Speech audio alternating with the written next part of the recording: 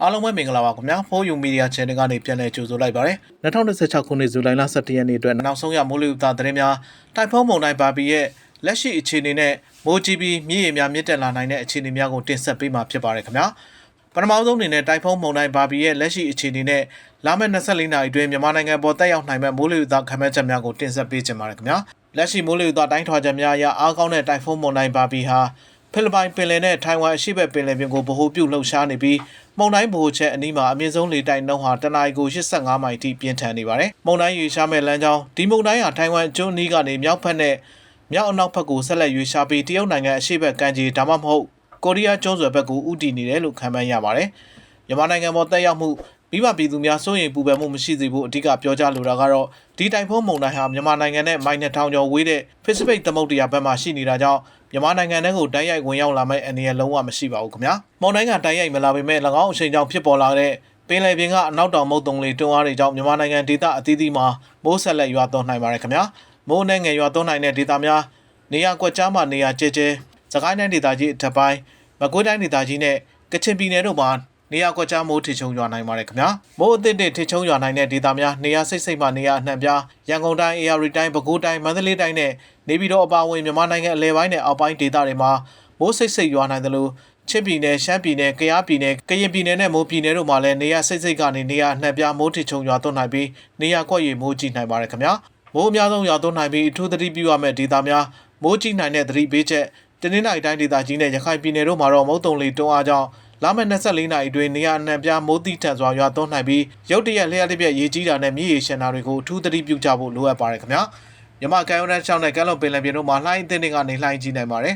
ကမ်းရိုးတန်းတစ်လျှောက်လှိုင်းအမြင့်ပေဟာ6ပေကနေ9ပေထိရှိနိုင်တာမလို့မိုးသက်လေပြင်းကြားရောက်ချိန်တွေမှာရေလုံကိုင်းလောက်ကိုက်သူများနဲ့ရေချောင်းခရီးသွားလာသူများအနေဖြင့်လှိုင်းလေအခြေအနေကိုထူးဂရုပြုရန်လိုအပ်ပါတယ်ကမ္ဘာရာသီဥတုခန့်မှန်းချက် model ရဲ့ဖော်ပြချက်အရလာမယ့်3ရက်အတွင်းရခိုင်ကမ်းရိုးတန်းတနင်္သာရီကမ်းရိုးတန်းစကိုင်းအထက်ပိုင်းနဲ့ကချင်ပြည်နယ်တို့မှာမိုးအများဆုံးဆက်လက်ရွာသွန်းနိုင်ကြောင်းတညီတညွတ်တဲပြသနေပါတယ်။ဒါ့အပြင်မြန်မာနိုင်ငံအလဲပိုင်းတောင်ပိုင်းနဲ့ရှမ်းကုန်းမြစ်ဒေသတွေမှာလည်းမိုးရွာသွန်းမှုဧရိယာပိုမိုကျယ်ပြန့်လာနိုင်ကြောင်းခန့်မှန်းရပါတယ်။တိုင်ဖုန်းမုန်တိုင်းကြောင့်မြန်မာနိုင်ငံမှာတိုင်းရိုက်အန္တရာယ်မရှိပေမဲ့ပုံမှန်မုတ်တုံလေအားကောင်းနေတာကြောင့်ကမ်းရိုးတန်းဒေသတွေနဲ့တောင်ပေါ်ဒေသတွေမှာမိုးကြီးတာမိုးထချုံတာတွေဆက်လက်ရှိနေအောင်မှာဖြစ်ပါတယ်။ဒါကြောင့်မလို့မိဘပြည်သူများအနေနဲ့မိမိတို့ဒေသရဲ့ရာသီဥတုသတင်းများနဲ့မြစ်ရေအခြေအနေများကိုနေ့စဉ်မပြတ်ဆက်လက်စောင့်ကြည့်ပေးကြပါရန်အကြံပြုနှိုးဆော်အပ်ပါတယ်ခင်ဗျာဆက်လက်ပြီးမိုးလေဝသနဲ့ဇလဗေဒညွှန်ကြားမှုဦးစီးဌာနကထုတ်ပြန်ထားတဲ့နေ့စဉ်မိုးလေဝသသတင်းများကိုတင်ဆက်ပေးကြပါရခင်ဗျာ2026ခုနှစ်ဇူလိုင်လ17ရက်နေ့မနက်6:00နာရီချိန်ထုတ်ပြန်ချက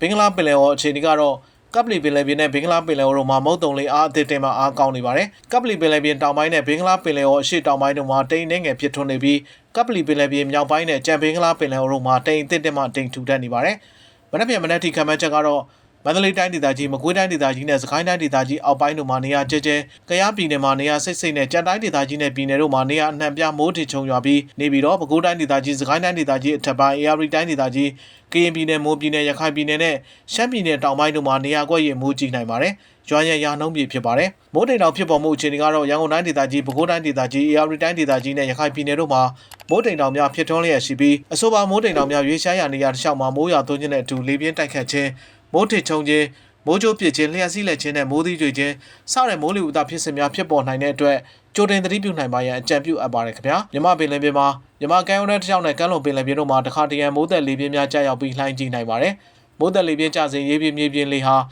တနအီကိုမိုင်30ထိတိုက်ခတ်နိုင်ပါတယ်လှိုင်းမြမှာမြမကမ်းရိုးတန်းတစ်လျှောက်နဲ့ကမ်းလွန်ပင်လယ်ပြင်တို့မှာ9ပေမှ12ပေခန့်ရှိနိုင်ပါတယ်နောက်နေ့အတွက်ခံမှန်းချက်ကတော့နေပြီးတော့ပဲခူးတိုင်းဒေသကြီးစကိုင်းတိုင်းဒေသကြီးအထက်ပိုင်းတနင်္သာရီတိုင်းဒေသကြီးကချင်ပြည်နယ်ကရင်ပြည်နယ်မိုးပြည်နယ်ရခိုင်ပြည်နယ်နဲ့ရှမ်းပြည်နယ်တောင်ပိုင်းနဲ့အရှေ့ပိုင်းတို့မှာနေရာကွက်ရမိုးကြီးနိုင်ပါတယ်။နေပြည်တော်နဲ့နီးတွိုက်တွေမနေ့ဖြန်မနေ့ထိခံမှန်းချက်ကတော့မိုးတစ်ချိန်တစ်ချိန်ထချုံရွာပါမယ်။ရွာရာနှုန်းမြင့်ဖြစ်ပါတယ်။ရန်ကုန်မြို့နယ်နီးတွိုက်တွေမနေ့ဖြန်မနေ့ထိခံမှန်းချက်ကတော့မိုးတစ်ချိန်တစ်ချိန်ထချုံရွာပါမယ်။ရွာရာနှုန်းမြင့်ဖြစ်ပါတယ်။မန္တလေးမြို့နယ်နီးတွိုက်တွေမနေ့ဖြန်မနေ့ထိခံမှန်းချက်ကတော့နေရာကွက်ကြားမိုးထချုံရွာပါမယ်။ရွာရာနှုန်းမြင့်ဖြစ်ပါတယ်ခင်ဗျာ။လာမယ့်စနေတနင်္ဂနွေအားလည်းရများအတွက်မိုးလေဝသခန့်မှန်းချက်နေပြည်တော်နဲ့ရန်ကုန်တိုင်းဒေသကြီးတို့မှာနေရာအနှံ့ပြားနဲ့မန္တလေးတိုင်းဒေသကြီးမှာနေရာကျဲမိုးထချုံရွာပါမယ်။ဆက်လက်ပြီးတိုင်းဒေသကြီးနဲ့ပြည်နယ်မြို့ကြီးများရဲ့အမြင့်ဆုံးပူချိန်အနိမ့်ဆုံးပူချိန်နဲ့မိုးလေဝသခန့်မှန်းချက်တို့ကိုတင်ဆက်ပေးမှာဖြစ်ပါတယ်ခင်ဗျာ။နေပြည်တော်မှာမိုးတစ်ချိန်တစ်ချိန်ထချုံရွာပါမယ်။ရန်ကုန်မြို့မှာမိုးတစ်ချိန်တစ်ချိန်ထချုံရွာပါမယ်။မန္တလေးမြို့မှာမိုးတစ်ချိန်တစ်ချိန်ထချုံရွာပါမယ်။ပဲခူးမြို့မှာနေရာကွက်ကြားမိုးထချုံရွာပါမယ်။မကွေးမြို့မှာနေရာကွက်ကြားမိုးထချုံရွာပါမယ်။ဟုံးမလင်းမြို့မှာနေရာကွက်ကြားမိုးထချုံရွာပါမယ်။ မုံရွာမြို့မှာနေရာကွက်ကြားမိုးထစ်ချုံရွာပါမယ်ပသိမ်မြို့မှာမိုးထစ်ချိန်နေချိန်ထစ်ချုံရွာပါမယ်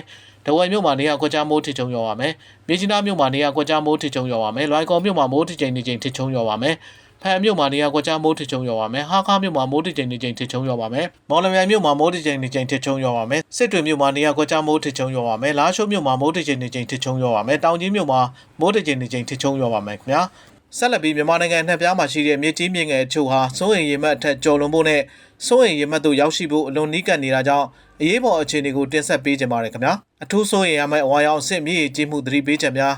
လက်ရှိတိုင်းထွာချက်များအရနောက်24နာရီမှ48နာရီအတွင်းစိုးရိမ်ရေမှတ်တို့ရောက်ရှိနိုင်တဲ့အတွက်အထူးသတိပြုရမယ့်မြို့နယ်များမှာအောက်ပါအတိုင်းဖြစ်ပါရစေခင်ဗျာစစ်တောင်းမြစ်မတောင်းမြို့လက်ရှိရေမှတ်ဟာစိုးရိမ်ရေမှတ်1080စင်တီမီတာအနီးသို့ရောက်ရှိနေပြီး24နာရီအတွင်း85စင်တီမီတာတက်လာခဲ့ပါတယ်နောက်တရက်အတွင်းစိုးရိမ်မှတ်ထက်သို့ကျော်လွန်ရောက်ရှိနိုင်တာမလို့အထူးစိုးရိမ်ရပါတယ်ခင်ဗျာရွှေကျင်မြို့ရေမျက်နှာပြင်ဟာ24နာရီအတွင်း63စင်တီမီတာအထိတိတိတသာမြင့်တက်လာပြီးနောက်တရက်အတွင်းစိုးရိမ်မှတ်900စင်တီမီတာအထက်သို့ကျော်လွန်ရောက်ရှိနိုင်ပါတယ်ခင်ဗျာတန်လွင်မြစ်ဖန်အမြို့လက်ရှိမှာစိုးရိမ်မှတ်အောက်တပေခန့်သာလိုပြီးနောက်တရက်အတွင်းစိုးရိမ်မှတ်950စင်တီမီတာသို့ရောက်ရှိနိုင်ပါတယ်ခင်ဗျာချင်းတွင်းမြစ်ဟော်မလင်းမြို့ချင်းတွင်းမြစ်ရာတရက်အတွင်း84စင်တီမီတာထပ်မံမြင့်တက်လာပြီးနောက်နှစ်ရက်အတွင်းစိုးရိမ်မှတ်2900စင်တီမီတာသို့ရောက်ရှိနိုင်ပါတယ်ခင်ဗျာဘီလင်းမြစ်ဟာ59စင်တီမီတာထပ်တက်လာပြီးနောက်နှစ်ရက်အတွင်းစိုးရိမ်မှတ်သို့ရောက်ရှိနိုင်တဲ့အခြေအနေမှာရှိနေပါတယ်ခင်ဗျာမြေကြီးများရဲ့ရေမျက်နှာပြင်အခြေအနေနဲ့လာမယ့်ခံမှန်းချက်များအေယော်ရီမြစ်ကြောင်းအခြေအနေအထက်ပိုင်းနဲ့အလယ်ပိုင်းဒေသများမြကြီးနားကသာတပိတ်ချင်းမန္တလေးစကိုင်းပခုတ်ကူညာအုပ်6မင်းဘူးနဲ့မကွေးမြို့တွေမှာတော့မြစ်ရေဟာ21စင်တီမီတာကနေ10စင်တီမီတာဝန်းကျင်အထိပြန်လည်ကျဆင်းနေတာကြောင့်ရေဘေးအန္တရာယ်စိုးရိမ်စရာမရှိပါဘူးခင်ဗျာအောက်ပိုင်းဒေသများအောင်လံပြည်ဟင်းသရနဲ့ဇလွန်မြို့တွေမှာတော့မြစ်ရေဟာ10စင်တီမီတာကနေ18စင်တီမီတာအထိဆက်လက်မြင့်တက်နေဆဲဖြစ်လို့အောက်ပိုင်းဒေသကမိဘပြည်သူများအနှဲငယ်သတိပြုပေးကြပါခင်ဗျာချင်းတွင်းမြစ်ကြောင်းအခြေအနေခန်းဒီဖောင်းပြေမော်လိုက်ကလေးဝါနဲ့မင်းကင်းမြို့တွေမှာမြစ်ရေဟာ14စင်တီမီတာကနေ63စင်တီမီတာအထိဆက်လက်မြင့်တက်နေဆဲဖြစ်ပါတယ်။အထက်တွင်တင်ပြခဲ့သည့်အတိုင်းဟုံးလင်းမြို့ဟာစိုးရိမ်ရမယ့်အဆင့်သို့ရောက်ရှိနေတဲ့အတွက်ချင်းတွင်းမြို့ဟန်ဒေသခံများအထူးဂရုစိုက်ကြပါခင်ဗျာ။ထူးကဲဒီရေအမြင့်ဆုံးတက်နိုင်ပြီးခံမှန်းချက်လာမယ့်ဇူလိုင်လ14ရက်နဲ့15ရက်လကွယ်နေ့များမှာလဆွဲအားအချိန်ကြောင့်ဒီရေဟာအမြင့်ဆုံးအဆင့်သို့ရောက်ရှိလာမှာဖြစ်ပါတယ်။ရန်ကုန်မြို့ကအခြေခံရေစင်မြင့်အထက်21.88ပေအထိထူးကဲဒီရေမြင့်တက်လာနိုင်ပါတယ်ခင်ဗျာ။မော်လမြိုင်မြင်းဝထိပ်ဒီရေအမြင့်ဆုံး15.05ပေအထိတက်လာဖို့ရှိနေပါတယ်ခင်ဗျာ။စံချိန်တင်မိုးကြီးမဲ့သတိပေးချက်နဲ့မြေရေရှမ်းနိုင်မှုအခြေအနေလာမယ့်တစ်ပတ်အတွင်းဇူလိုင်လ18ရက်နေ့ထိမုတ်တမခွေကနေမြန်မာနိုင်ငံတောင်ပြကော့တောင်းအထိတရက်မပြတ်မိုးသီးထန်စွာရွာသွန်းမှာဖြစ်ပြီးခံမှန်းမိုးရေချိန်ဟာ905မီလီမီတာ28လက်မကျော်ထိရှိနိုင်တာကြောင့်စံချိန်တင်မိုးကြီးမဲ့ဘေးအန္တရာယ်များကိုရင်ဆိုင်ရနိုင်ပါတယ်ခင်ဗျာမော်လမြိုင်ဒေသအထူးသတိပြုရန်မော်လမြိုင်မြို့ဟာဂျိုင်းမြေအထက်မြစ်နဲ့တန်လွင်မြစ်မြေကြီး3သွယ်ဆုံရာဖြစ်တဲ့အပြင်စံချိန်တင်မိုးကြီးမဲ့ဒေသဖြစ်တာကြောင့်၎င်းပင်လယ်ဒီရေတက်လာမှုကအောက်ကနေပိတ်ဆို့ထောက်ထားသလိုဖြစ်နေမှာကြောင့်၎င်းမြစ်ရေအမြင့်ဆုံးရှန်တက်ပြီးရေကြီးမှုအလွန်ပြင်းထန်လာနိုင်ပါတယ်ခင်ဗျာမြောက်ရီမဲဆောက်ဒေသဤဒေသဟာလည်းမိုးပိုကြီးမဲ့ဒေသထဲမှာပါဝင်နေတာကြောင့်ထူးခြားစွာပြောင်းပြန်စီးဆင်းလေးရှိတဲ့တောင်ရင်မြစ်ကြီးဟာလည်းအရှိန်အဟုန်ဖြင့်ရေကြီးရေရှမ်းမဲ့အထက်ပါဝင်နေပါတယ်ခင်ဗျာရခိုင်ဒေသကတော့လက်ရှိမှာတင်ဒေသအနှံ့ရေကြီးနှိမ့်မြုပ်မှုဘေးဒုက္ခတွေကြုံနေရပြီးဖြစ်တဲ့အပြင်လာမယ့်တစ်ပတ်အတွင်းမှာလည်းမိုးဆက်လက်ကြီးနေအောင်မှာဖြစ်ပါတယ်ခင်ဗျာလာမယ့်တစ်ပတ်အတွင်းစံချိန်တင်မိုးတိထန်မှုနဲ့ပင်လယ်ထူးကဲဒီတက်မှုတို့တိုက်ဆိုင်နေတာကြောင့်ကုန်းပေါ်ကကျတဲ့မိုးရေတွေဟာပင်လယ်ထဲကိုစီးဆင်းမသွားဘဲမြစ်ဝှမ်းတစ်လျှောက်မှာအချိန်ကြာမြင့်စွာရေတက်နေပြီးရေလွှမ်းမိုးမှုတွေအကြီးအကျယ်ဖြစ်ပွားလာနိုင်ပါတယ်။သို့ဖြစ်ပါ၍မော်လမြိုင်မြဝတီရန်ကုန်မြို့ဝအနီးနဲ့ရခိုင်ဒေသအပါအဝင်ကမ်းရိုးတန်းနဲ့မြစ်ကမ်းနားတစ်လျှောက်မှာနေထိုင်ကြတဲ့မိဘပြည်သူများအနေနဲ့မိမိတို့ရဲ့အသက်အိုးအိမ်စည်းစိမ်များဘေးကင်းစေရန်အတွက်ယခုကတည်းကရိတ်ခါနဲ့အရေးပေါ်ဆေးဝါးများစုဆောင်းထားကြပါရန်နဲ့ရေဘေးလိုရာကုန်းမြင့်ဒေသများသို့ကြိုတင်ပြင်ဆင်ရွှေ့ပြောင်းကြပါရန်လေးနက်စွာနှိုးဆော်အပ်ပါတယ်ခင်ဗျာဆလဘီ2026ခုနှစ်ဇူလိုင်လ17ရက်နေ့နနက်6:00 နာရီချိန်နောက်ဆုံးထုတ်ပြန်ထားတဲ့မြေကြီးချင်းသတိပေးချက်အခြေအနေကိုတင်ဆက်ပေးသွားမှာဖြစ်ပါတယ်ခင်ဗျာတိုင်းထွာချက်များအရမြန်မာနိုင်ငံအတွင်းမှာရှိတဲ့မြေကြီးမြင့်ငယ်အသီးသီးမှာရေမျက်နှာပြင်တွေဟာစိုးရိမ်ရေမှတ်အနည်းသို့တေးရိပ်ပြန်လည်မြင့်တက်လာနေတာကြောင့်အထူးသတိပြုရမယ့်အခြေအနေမှာရှိနေပါတယ်ချင်းတွင်းမြင့်နဲ့တန်လွင်မြင့်အခြေအနေဟုံးမလင်းမြို့ချင်းတွင်းမြင့်ဟာဟုံးမလင်းမြို့မှာ၎င်းရဲ့စိုးရိမ်ရေမှတ်အောက်3ပေကျော်ခန့်မှာရောက်ရှိနေပါတယ်အဆိုပါမြင့်ဟာနောက်နှစ်ရက်အတွင်းဟုံးမလင်းမြို့ရဲ့စိုးရိမ်ရေမှတ်သို့ရောက်ရှိနိုင်ကြောင်းခန့်မှန်းထားပါတယ်ဖန်အမြို့တန်လွင်မြစ်ရာဖန်အမြို့မှာ၎င်းမြို့ရဲ့စိုးရိမ်ရေမှတ်အောက်တပေခန့်သာလိုတော့တဲ့အနေအထားမှာရောက်ရှိနေပါတယ်။နောက်တစ်ရက်အတွင်းမှာဖန်အမြို့ရဲ့စိုးရိမ်ရေမှတ်သို့တိုင်းရိုက်ရောက်ရှိသွားနိုင်လို့အချိန်နီးကပ်ဆုံးသတိပြုရမယ့်အခြေအနေဖြစ်နေပါတယ်။ဘီလင်းမြစ်ရွှေကျင်မြစ်နဲ့စစ်တောင်းမြစ်အခြေအနေဘီလင်းမြစ်ဟာဘီလင်းမြို့မှာ၎င်းမြို့ရဲ့စိုးရိမ်ရေမှတ်အောက်2ပေကျော်ခန့်မှာရောက်ရှိနေပြီးနောက်နှစ်ရက်အတွင်းစိုးရိမ်ရေမှတ်သို့ရောက်ရှိနိုင်ပါတယ်ခင်ဗျာ။ ရွှေကျင်မြို့ရာရွှေကျင်မြို့မှာ၎င်းမြို့ရဲ့စိုးရိမ်ရေမှတ်အောက်3မိဂမ်သို့ရောက်ရှိနေပြီးနောက်နေ့အတွင်းစိုးရိမ်ရေမှတ်သို့ရောက်ရှိလာနိုင်ကြောင်းသတိပေးထားပါတယ်ခင်ဗျာမတောင်းမြို့စစ်တောင်းမြေဟာလည်းမတောင်းမြို့မှာ၎င်းမြို့ရဲ့စိုးရိမ်ရေမှတ်အောက်တပေခန့်သာလူတော့တဲ့အထိမြင့်တက်နေပြီးနောက်နေ့အတွင်းစိုးရိမ်ရေမှတ်သို့ရောက်ရှိနိုင်တဲ့အခြေအနေမှာရှိနေပါတယ်ခင်ဗျာ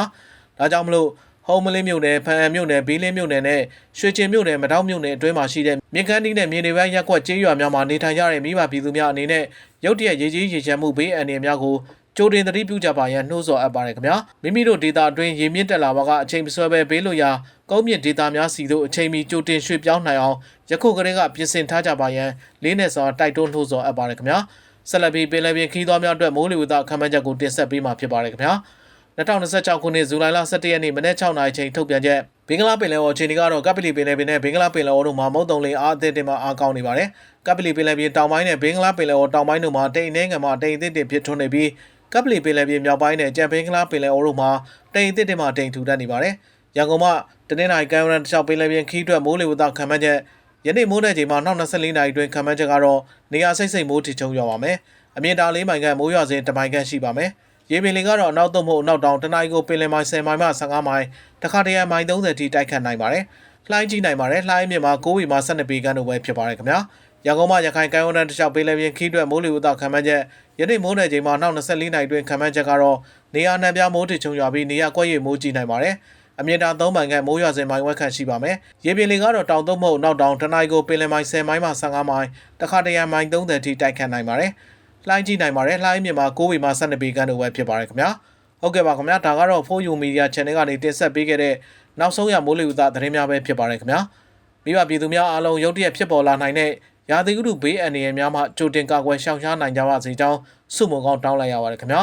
တဘာဝဘေးအန္တရာယ်ပေါင်းမှကင်းဝေးပြီးဘေးကင်းလုံခြုံစိတ်ချရတဲ့နေ့ရက်များကိုပိုင်ဆိုင်နိုင်ကြပါစေခင်ဗျာအားလုံးပဲကိုယ်စိတ်နှပါကျန်းမာချမ်းသာကြပါစေခင်ဗျာ